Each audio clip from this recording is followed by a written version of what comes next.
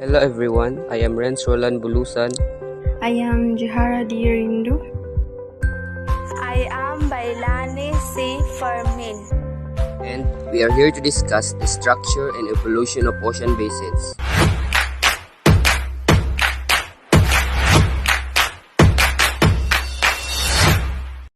Before we start, let me ask you this. What is an ocean basin? Ocean basins are the largest depression on Earth. Edges of the continent called continental shelves form the site of ocean basins.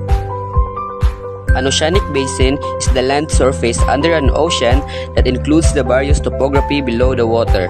And how do oceanic basins form or evolve? Ocean basins form initially by the stretching and splitting or rifting of continental crust, and also by the rise of mantle material and magma into the crack to form a new oceanic lithosphere. We have so much to learn in this video. Let us hear first the discussion of my groupmate. Good morning, ma'am. Our topic is about structure and evolution of ocean basin.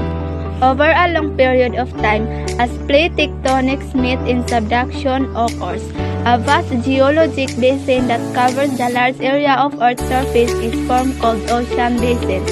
It has different structures that describe its unique feature. Living on an ocean planet where 70% are covered with water, there are unseen creatures and astounding views and features that we can discover. And one of these is the ocean basin. So, ang dalawang tectonic plates meet and one moves another underneath, and the vast geologic basin that covers the large area of Earth's surface kay ga-form na tinatawag na basins. Ang kaibahan ng kanilang features, it describes its unique feature. Less than 100 million years ago, the supercontinent Pangaea had existed. Because of tectonic forces and processes, the supercontinent breaks apart and ocean basins are formed. The ocean basins cover the largest area of the Earth's surface. All fissures that is located at the mid-ocean ridge, which is an underwater mountain range formed by plate tectonics. Through subduction process and high gravitational energy, oceanic lithosphere is forced to move under the mantle. Over years, ocean basins are continuously evolving as four major ocean subdivisions is formed. The world ocean is divided into the North and South Pacific, North and South Atlantic, Indian, and Arctic Oceans. They are all distinct based on their stage of geological evolution. Sa less than 100 million age, ang supercontinent na Pangaea kay ga-exist dahil sa tectonic forces at process nito. Ang supercontinent kay nasira at humiwalay at ang ocean basin are formed. Ang ocean basin kay gitakpan ang malaking area sa Earth surface at lahat ng ocean basin nag-form mula sa volcanic rock na na-release mula sa fissures. Pacific Ocean Basin is the largest, deepest, and oldest existing ocean basin. More trenches and more frequent tsunamis happen here. It has been shaped by plate tectonics. The second largest ocean basin is the Atlantic, followed by the Indian Ocean Basin. The smallest of the Earth's ocean basins is Arctic and is covered by ice.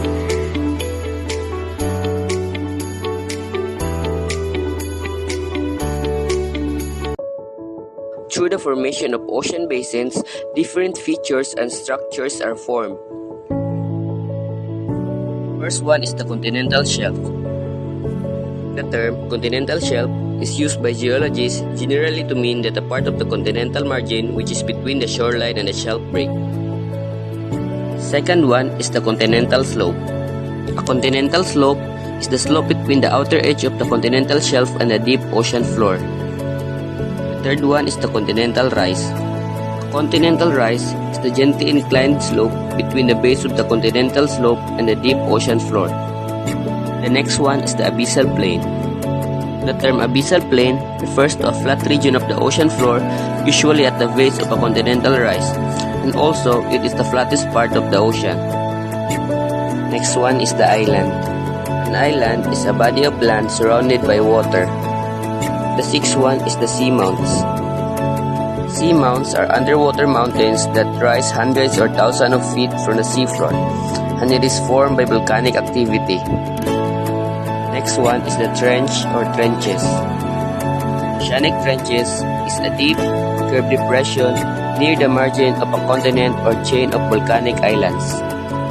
The last one is the mid-ocean ridges. Mid-ocean ridges is an elevated region with a central valley on an ocean floor at the boundary between two diverging tectonic plates where new crust forms from upwelling magma. Let us proceed to the Wilson cycle. How did ocean basins evolve? Different ocean basins are morphologically distinct based on the stage of geological evolution according to the Wilson cycle. The Wilson cycle explains the opening or the beginning and the closing or end of an ocean which is driven by plate tectonic. This process named after the Canadian geophysicist G. Todd Wilson. The stage of ocean basin evolution include embryonic, juvenile, mature, declining, terminal, and saturating. The stage 1 is embryonic. Continental rifting plays a key role in the formation of an ocean. Rift valleys forms as continents begin to strip, which separation has occurred, sediments from the adjacent continents soon to begin to build out into the new basin and will become part of eventual continental shelf, slope, rise zone. An example is a rift valley in eastern Africa. Stage 2 is described as juvenile. Seafloor basins begin forming.